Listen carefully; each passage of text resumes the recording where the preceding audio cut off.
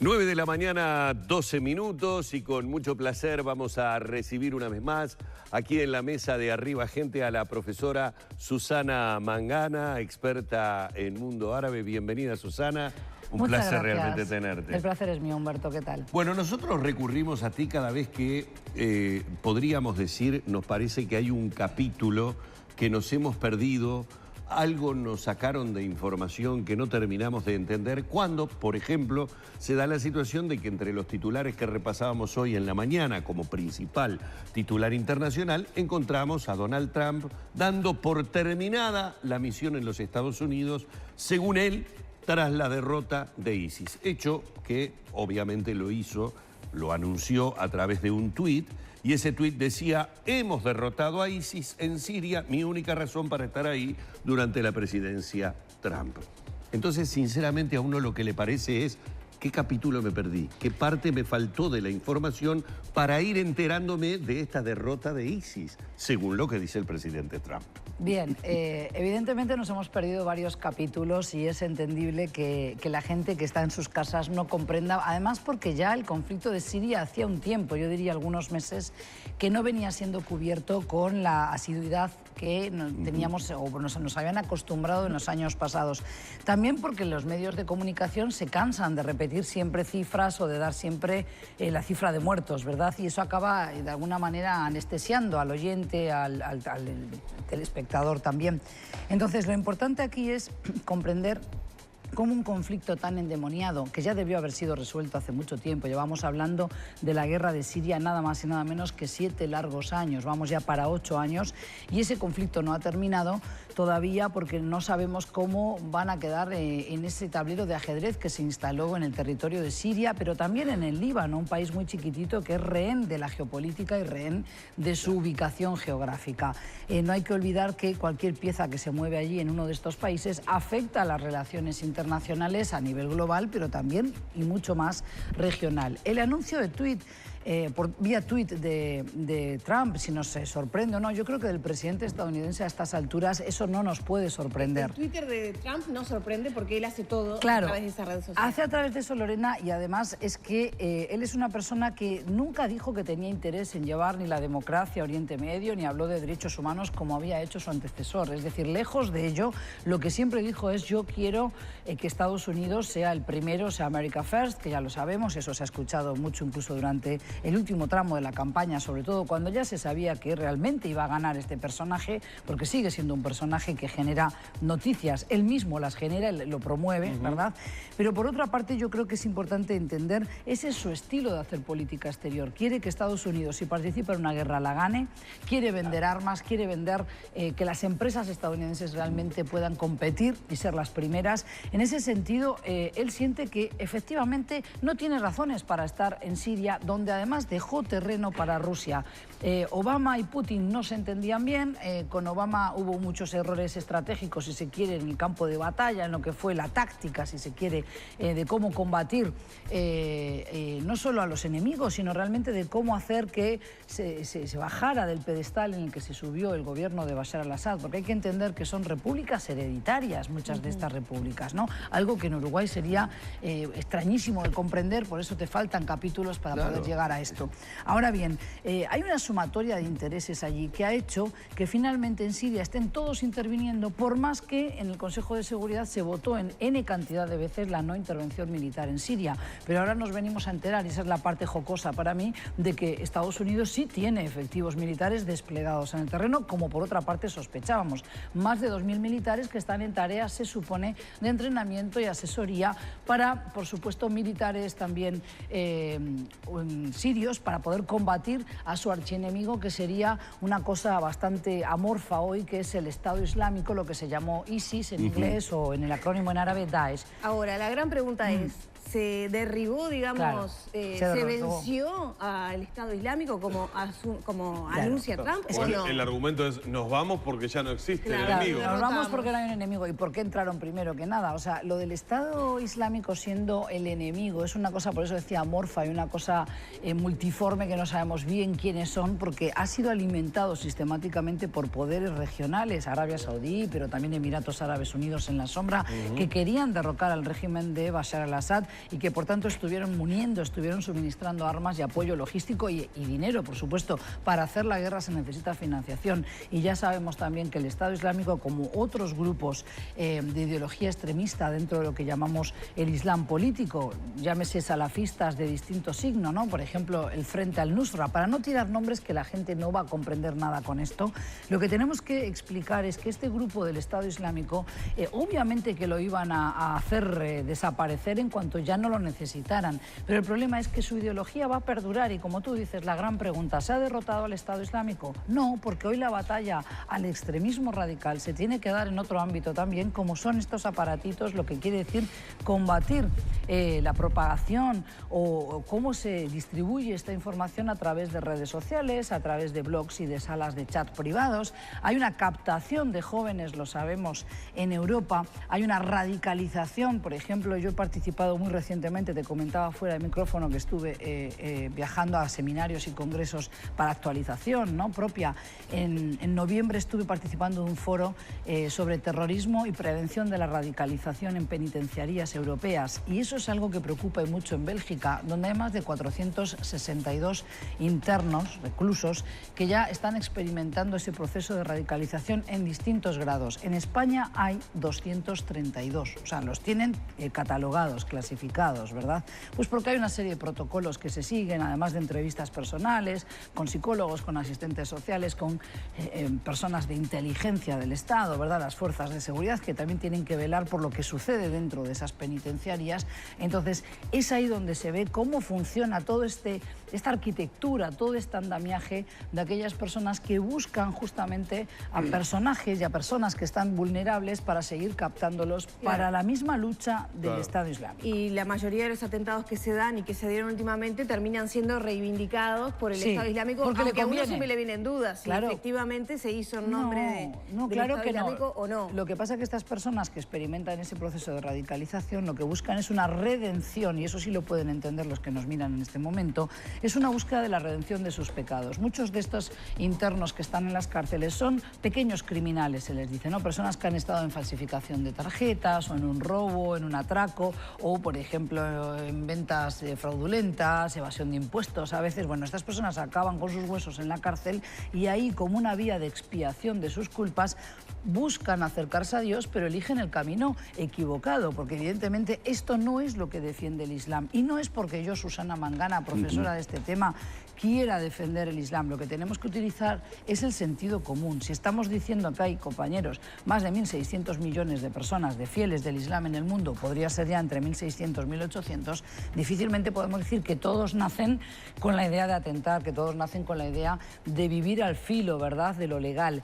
Ahora, evidentemente, cuando el presidente Trump nos quiere hacer creer que se va porque terminó la guerra de ISIS, es porque no comprende nada de lo que está sucediendo en el terreno. ¿No entiende nada o hay otros intereses que nosotros otras cosas? Él ha pactado otras cosas, Lorena. O sea, él ha negociado con Putin que, bueno, Siria es un territorio donde Putin no va a ceder rápidamente ese territorio.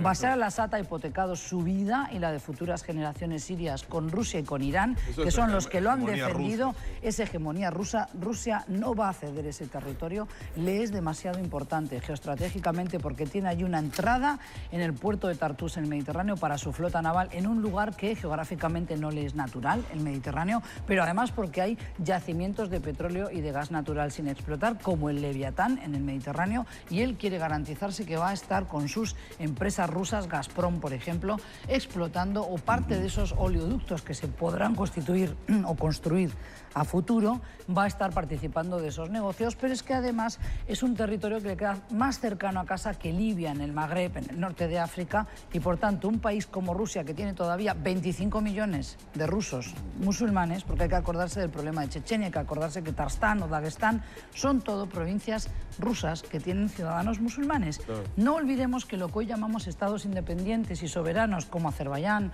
Kazajstán, Tayikistán, el Asia Central, es enteramente musulmana. Por supuesto es otro islam con otros tintes más cercanos a la práctica de cualquier religión en países excomunistas. ¿Qué quiere decir esto? Que son personas que no hacen cuestión de su religiosidad en el espacio público. Tú no ves en Azerbaiyán, donde he estado varias veces, mujeres veladas de puertas para adentro. Exactamente. Y en ese sentido se nos hace a nosotros occidentales más llevadero. Pero eso también es porque nosotros todavía no comprendemos o mal entendemos lo que es la práctica de la fe en estos países. Y para comprender este fenómeno puesto ahora en la mesa por Trump, sí. ¿Negoció Trump, el derrotado de Estados Unidos, negoció con Putin para irse por otra cosa? Estados Unidos no ha sido derrotado. Si acaso Obama se sintió, yo creo que debería sentirse, yo si fuera asesora de Obama o si fuera Michelle Obama, sentiría como que Putin le encajó unos cuantos goles a su marido, ¿verdad? Eso no significa que Estados Unidos ha sido derrotado, porque Estados Unidos no se propuso sacar del poder, como sí lo hizo con Saddam Hussein finalmente en el 2005, pero no se propusieron sacar del poder a Bashar al-Assad. Siempre estuvieron jugando al gato y al ratón. Entregaban armas a los llamados rebeldes en la prensa occidental, pero no demasiadas. O sea, te ayudo, pero no tanto como para desequilibrar la balanza del poder y jugar a tu favor. ¿Por qué? Porque no se fiaban. ¿Por qué? Porque evidentemente no había un plan B para ver cómo sacaban adelante este país, porque tenían el ejemplo reciente de Irak y de Libia. Y es verdad que lo que han sido la primavera árabe, mal llamado, ese fenómeno de revueltas, de agite social, desde el norte de África hasta la península arábiga, que se inició en diciembre del 2010, hace 8 años, en Túnez, mal llamado digo porque evidentemente el balance es bastante pésimo si miramos las cifras tanto macro como micro, y si no perdemos de vista también que países como Túnez, como la propia Turquía o como por ejemplo Egipto han perdido muchísimo en turismo, ¿verdad? Divisas de turistas. Turquía está recuperando, y eso que Turquía no tuvo una primavera árabe como tal. Sí que hubo revueltas en el Parque Gezi, exactamente. Claro. Hubo también atentados del Estado Islámico y demás. He visitado Turquía varias veces posterior a esa fecha. Sí hay turismo, pero proviene de Asia, proviene de Europa del Este y proviene también de Latinoamérica. Grupos de mexicanos, colombianos, brasileños que apuestan a ir a Turquía todavía, un país que tiene bellezas y que tiene todo eso, el exotismo oriental que también está presente, ¿verdad? De todas maneras, el retiro, digamos, de Estados Unidos debe generar un cambio en lo que es el poder dentro de Siria. Imagino que para los turcos no debe ser una buena noticia, temerán del fortalecimiento de Irán por un lado, es decir, ¿cómo va a quedar ese tablero? Porque si bien es este anuncio de, bueno, nos retiramos porque se derrotó a ISIS, la realidad es que si efectivamente esto se produce, el retiro de Estados Unidos va a generar un movimiento allí. Claro. Lo que pasa que es justamente un tablero de ajedrez. Lo que preocupa ahora a Turquía es quién va a controlar el norte de Siria, que es el feudo de los kurdos, porque son los pobladores que están allí viviendo desde antes de la revuelta y de la revolución en Siria, ¿verdad? Y los kurdos ya sabemos que querían un proyecto de autonomía importante llamado confederalismo democrático. No quieren ya una secesión del territorio, no quieren la independencia como defendía el líder histórico de PKK, Abdallah Öcalan, que está encarcelado en Turquía. Él es turco kurdo, si se quiere. Seguramente temblaría si me escucha decir eso, porque un kurdo dice soy kurdo y punto, ¿verdad? Pero para que se entienda que hay kurdos en Turquía, kurdos en Irak y kurdos en Irán y en Siria. El sentido de pertenencia es ese, ¿no? Los países. Claro, que él habla turco, no habla árabe seguramente, ¿verdad? Tengo que hablar con él para saber si lo hace, o leerme su biografía. Pero en el caso de Siria, lo que preocupa a Turquía hoy es, bueno, ¿qué va a pasar con las aspiraciones de los kurdos? Claramente, con esta retirada del señor Trump, vuelve a pasar lo que yo vengo enseñando y profetizando en las clases cuando tengo que dar este capítulo, y es que una vez más a los kurdos, como antaño se hizo con los árabes en 1916, y ya tenemos una historia que nos lo recuerda, se les ha engañado. ¿Por qué? Porque el propio Estados Unidos les daba armas, sus soldados se sacaban fotos con las chaquetas intercambiadas del uniforme militar, y resulta que ahora los kurdos los han dejado solos y que se arreglen, como dicen en Uruguay los jóvenes, manejante.com con Turquía. Entonces Turquía, que ya lleva instalada en el terreno con sus tanques de guerra y combatiendo a los kurdos, ¿por qué? Porque dice, estos son mis enemigos de mañana. Sí, son amigos de Estados Unidos porque han combatido a los loquitos del Estado Islámico, pero esas armas estadounidenses las van a tornar, las van a... Claro, la que usaste antes para... Exactamente. Entonces Turquía por eso tiene una relación muy tensa con Estados Unidos. La retirada de Estados Unidos le favorece en su lucha contra los kurdos, evidentemente, porque a los kurdos se los vuelve a dejar más solos, decimos en España, que la una. Pero eso tiene sus bemoles, tiene su retranca. ¿Por qué? Porque a los kurdos se les prometió apoyo de alguna manera, se les dio todas esas armas y ahora ¿quién le retira las armas? ¿Quién le pone el cascabel al gato? Pero es que además de eso, un pueblo que viene buscando, un pueblo originario de Oriente Medio, que viene luchando por su independencia, por su concreción, por su soberanía desde hace más de un siglo. Fijaros que desde la caída del Imperio Turco Otomano, Turquía debió haber cedido un territorio para que se llamara Kurdistán. Una de las bromas que hago cuando enseño relaciones internacionales o hablo de la geopolítica es decirle a los chicos que busquen los países en los mapas. Y cuando les digo dónde está Kurdistán, claro, se miran todos, toman mate y me dicen... La no República sé. del Kurdistán. ¿Dónde está la República del Kurdistán? Que nunca existió ni existirá por ahora. Entonces eso, evidentemente, habrá que ver cómo encajan ese gol ahora los kurdos, ¿verdad? Que han sido también muy perseguidos y lo son políticamente en Diyarbakir, su capital en Turquía, digamos, en su región donde hay mayor cantidad, ¿verdad? Pero en Siria también eso preocupa. Ahora, Rusia está aplaudiendo la salida de Estados Unidos porque ya es lo que había negociado desde la época de Obama. Pero ¿qué pasa con Arabia Saudí, con Emiratos Árabes Unidos? Se están mordiendo los dientes, porque ellos fueron los que pusieron muchísimos millones en armas, en financiación para esos grupos rebeldes que iban a derrocar a su archienemigo Bashar al-Assad. ¿Y por qué otro árabe es enemigo de Arabia Saudí? Pues porque él es un satélite, dijéramos, es un próximo a Irán. Ese sí es su adversario. Y entonces Arabia Saudí, con un príncipe que además sabemos cómo se las gastan, ¿no? En Arabia Saudí, un príncipe que no le tiembla la mano en lanzar una guerra cruel contra Yemen, en haber mandado asesinar a un periodista prominente, una persona conocida, ¿verdad? Que después se les escapó de las manos todo el asunto. Pero entonces, ¿ahora qué van a hacer con un presidente como Bashar al-Assad, que está siendo sostenido por Rusia, por Irán, y que Turquía también ha tenido que tragar con ese sapo porque hubiera preferido que Bashar al-Assad salga del poder? Pero claramente hoy su lucha, su interés es en combatir a los grupos llamados de YPG, YPJ, las siglas de los kurdos en Siria, porque entiende que son una extensión, un brazo armado del PKK de su territorio. Esto es un poco un galimatías para el espectador, pero lo que tienen que entender es que cuando nos siguen diciendo que allí hay intereses religiosos y demás, la religión no es el fin, no es el motivo por el que están ahí estas potencias peleando. Sí es una herramienta, un conducto muy útil para seguir lanzando a unos contra otros, suníes contra chiíes, hay una guerra sectaria en curso. Pero lo que está aquí en juego es la puja por el poder político y el liderazgo de la comunidad musulmana y de esa zona de Arabia Saudí e Irán. Es mentira que están allí porque son suníes y chiíes. El que crea eso ha leído muy poco de geopolítica y de la región, ¿verdad? Ahora bien, eso de alguna manera es algo que caldea los ánimos mucho más y eso lo hemos trabajado nosotras fuera de micrófono, ¿no? Susana, hace un tiempo, tú lo decías al inicio de esta columna, veíamos las imágenes de la guerra en Siria y nos caían las lágrimas a todos, ¿verdad? ¿Qué pasa ahora con la gente?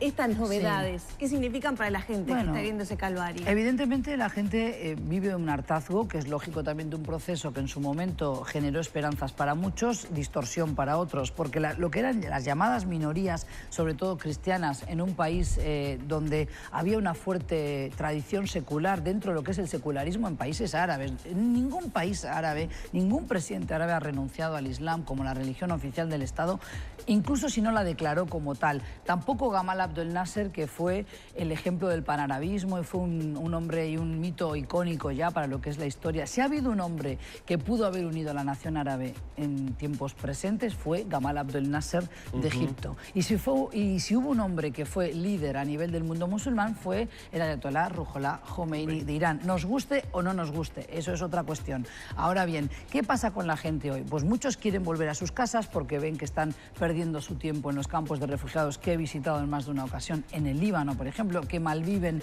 en lugares pues, que son bastante inhóspitos, que no pueden educar a sus hijos. Hay una generación entera de chicos, o sea, de niños y de jóvenes que ha perdido estudios y que eso va a ser muy difícil que lo recupere. Entonces, a mí me parece que esto es muy triste y la comunidad internacional fue omisa a la hora de analizar la situación, a la hora de exigir a los políticos, los que tienen que decidir qué acción tomar en este tipo de situaciones. Bueno, igual que se ha esgrimido el concepto, el principio de responsabilidad de proteger para Libia, por ejemplo, ¿por qué no se esgrimió en el caso de Siria? Porque resulta que ahora con el tuit de Trump nos damos cuenta que sí están interviniendo. Pero no solo ellos, es que Francia salta y Macron les recuerda que no han terminado de combatir. No solo Macron, el ministro de Relaciones Exteriores francés reaccionó muy mal, digamos, no se congratuló, no felicitó a Trump por esta retirada porque entiende que el peligro todavía existe y ellos también tienen allí a sus militares. Con lo cual todos están interviniendo, Turquía, Rusia, Irán, Francia, y cuando digo Francia digo Europa y también Estados Unidos, por más que votaran en el Consejo de Seguridad de Naciones Unidas la no intervención militar.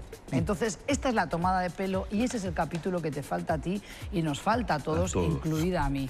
Porque tú hablas con unos y con otros y cada uno te da su versión, ¿verdad? Yo he estado barajando la posibilidad muy en serio de ir a Siria, pero claro, para empezar tienes que pensar con quién voy, con la oposición o con el gobierno. Porque vayas con quien vayas, quedas marcada. Con alguien hay que ir. Si no, no llegas ni a los controles, o sea, no pasas del primer control policial. Si vas con el gobierno, no te van a dejar decir a la vuelta lo que tú quieras. Si vas con la oposición, paso a ser opositora para ellos, paso a ser alguien marcado, ¿verdad? Entonces, estas son las cosas que hay que tener en cuenta. Y esto pasa en países donde no se andan con chiquitas. Por ejemplo, también me han invitado a ir al Kurdistán con los kurdos, con las mismas facciones que Turquía combate. Pero yo tengo que ir a Turquía por congresos. ¿Qué hago? ¿Me expongo a que mañana me cancelen visados y no me dejen entrar, Lorena? ¿Me entendéis? Y eso hay que pensárselo muy bien porque son países que justamente toman represalias muy duras. No es que te cancelan la visa y ya está. Puedes no volver a aparecer, ¿eh? No les tiembla la mano a la hora de hacer desaparecer a uno de los suyos. Imagínate, alguien que es desconocido, que no tiene la fuerza que tenía, por ejemplo, un Jamal Khashoggi.